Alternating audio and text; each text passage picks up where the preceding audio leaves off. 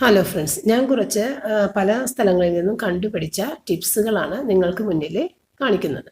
അപ്പോൾ അതിൽ ആദ്യം ഞാൻ കാണിക്കുന്നത് നമ്മൾക്ക് ടൈറ്റായിട്ട് അരഭാഗം എത്താത്ത പാൻസ് ഉണ്ടെന്നുണ്ടെങ്കിൽ ഇതുപോലെ ഇതിൻ്റെ ബട്ടൺ ഹോളിലൂടെ ഒരു ഹെയർ ബാൻഡ് ആയിരിക്കണം. റബ്ബർ ബാൻഡ് ആണെങ്കിൽ അത് നിൽക്കില്ല, പൊട്ടിപ്പോകും. ഇങ്ങനെ ഹെയർ ബാൻഡ് ഇട്ടിട്ട് നമ്മൾ ഇട്ട് കഴിഞ്ഞാൽ നമുക്ക് ഒട്ടും തന്നെ ബുദ്ധിമുട്ട് കൂടാതെ ഇരിക്കുകയോ എഴുന്നേൽക്കുകയോ ഒക്കെ ചെയ്യാം. വയറ് മുറുകി വേദന എടുക്കും എന്നുള്ള പേടി വേണ്ട.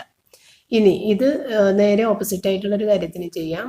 ഇത്തിരി ലൂസ് ആയിട്ട് കറക്റ്റ് അല്ലാത്ത പാൻസ് ഊരിപ്പോകുന്ന രീതിയിലാണെങ്കിൽ ഇതുപോലെ തന്നെ അതിൻ്റെ ആ ഒരു ബെൽറ്റ് ഹോളിലേക്ക് ഇതിൻ്റെ ഇങ്ങനെ തന്നെ ഇതിങ്ങനെ ഇട്ടിട്ട് നമ്മൾക്ക് ഡബിളായിട്ട് വേണമെങ്കിൽ എടുക്കാം കേട്ടോ. നമ്മൾക്ക് ആവശ്യത്തിനനുസരിച്ച് ആ റബ്ബർ ബാൻഡിനെ ടൈറ്റ് ചെയ്ത് കൊടുക്കുക. ഹെയർ ബാൻഡിനെ ടൈറ്റ് ചെയ്തിട്ട് ഇതുപോലെ കോർത്ത് വലിച്ച് അത് നിർത്തിക്കോളും. അപ്പോൾ അത് വളരെ ഈസി ആയിട്ട് ഊരിപ്പോകാത്ത രീതിയിൽ നമുക്ക് കൊടുത്ത് നടക്കാൻ പറ്റും. ഇനി അടുത്തത് കാണിക്കുന്നത് നമ്മളുടെ നെയിൽ കട്ടറിൻ്റെ രണ്ട് സൈഡിലും ഞാനിതുപോലെ സെല്ലോ ടാപ്പോ അല്ലെങ്കിൽ ഇൻസുലേഷൻ ടാപ്പോ ഇങ്ങനെ ഒട്ടിച്ച് വെച്ച് കഴിഞ്ഞാൽ നമ്മളിങ്ങനെ തുറന്നിട്ട് വേണം ഒട്ടിക്കാനായിട്ട്, അല്ലെങ്കിൽ ഇങ്ങനെ നമ്മളാക്കുമ്പോൾ അത് പോകും. കണ്ട, ഇങ്ങനെ ഒട്ടിച്ച് വെച്ചിട്ട് നമ്മൾ നെയിൽ കട്ട് ചെയ്ത് കഴിഞ്ഞാൽ ഇതിനകത്ത് നെയിൽ എല്ലാം ഉള്ളിൽ പിടിച്ചിരിക്കും, താഴെയൊന്നും വീഴില്ല. അപ്പം നമ്മളുടെ ആവശ്യം കഴിയുമ്പോഴത്തേക്കും രണ്ട് വശത്തുമുള്ള അത് ഇങ്ങോട്ട് ഊരി അത് പൊളിച്ചെടുത്ത് അങ്ങോട്ട് കളഞ്ഞേക്കുക. അതോടുകൂടി എൻ്റെ ഒപ്പം നെയിലും എല്ലാം പോകും, താഴെ ഒന്നും വീഴില്ല.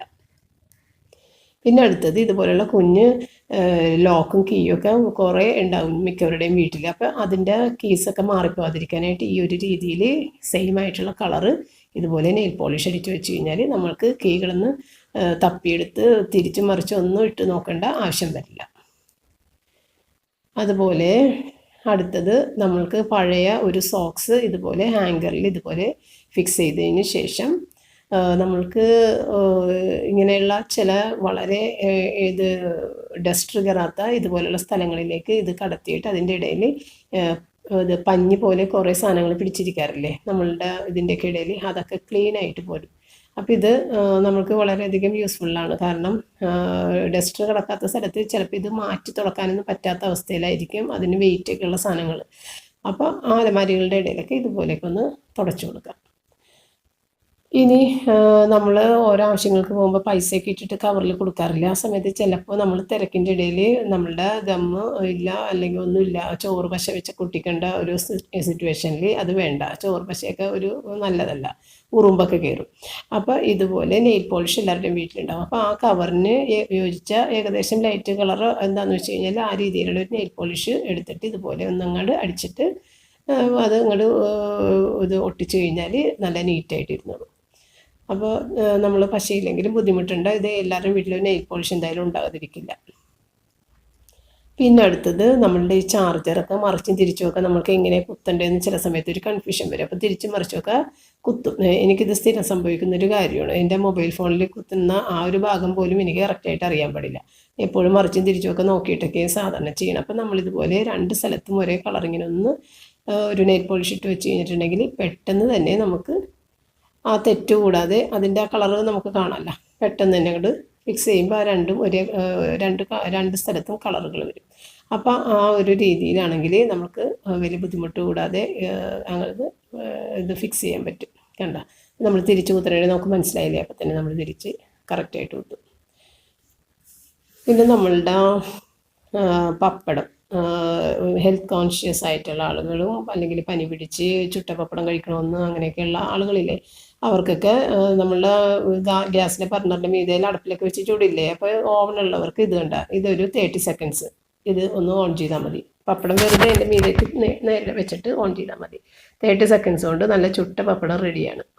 അപ്പോൾ ഇത് നമ്മൾക്ക് ആരോഗ്യമൊക്കെ നോക്കുന്ന ആൾക്കാർക്ക്, എണ്ണ വേണ്ട എന്ന് വിചാരിക്കുന്ന ആൾക്കാർക്ക് വളരെ യൂസ്ഫുള്ളാണിത്. ഇതൊന്ന് ട്രൈ ചെയ്ത് നോക്കിയാൽ നന്നായിരിക്കും. നല്ല ക്രിസ്പി ആയിട്ടുള്ള പപ്പടം കണ്ടില്ലേ.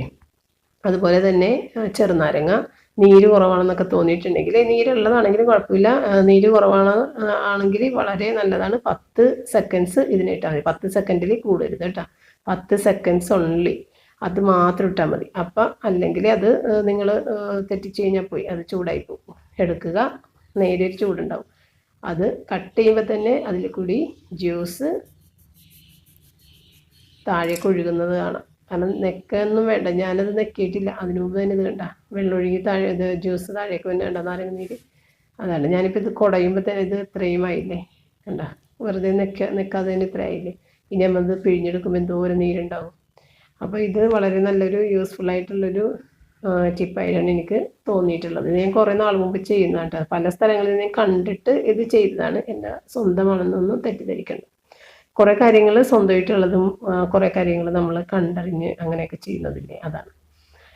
പിന്നെ എൻ്റെ ഒരു സബ്സ്ക്രൈബർ സജി നായർ എന്ന് പറഞ്ഞിട്ട് കുട്ടി എനിക്ക് വെഡിങ് ആനിവേഴ്സറിക്ക് അയച്ചു തന്നതാണ്. അപ്പോൾ എനിക്ക് സജി ഒരുപാട് സന്തോഷം, താങ്ക് യു വെരി മച്ച്. എൻ്റെ ചാനൽ സബ്സ്ക്രൈബ് ചെയ്യാത്തവർ സബ്സ്ക്രൈബ് ചെയ്യാനും ബെല്ലൈക്കണിലൊന്ന് പ്രസ് ചെയ്യാനും ഒക്കെ മറക്കല്ലേ. Thank you.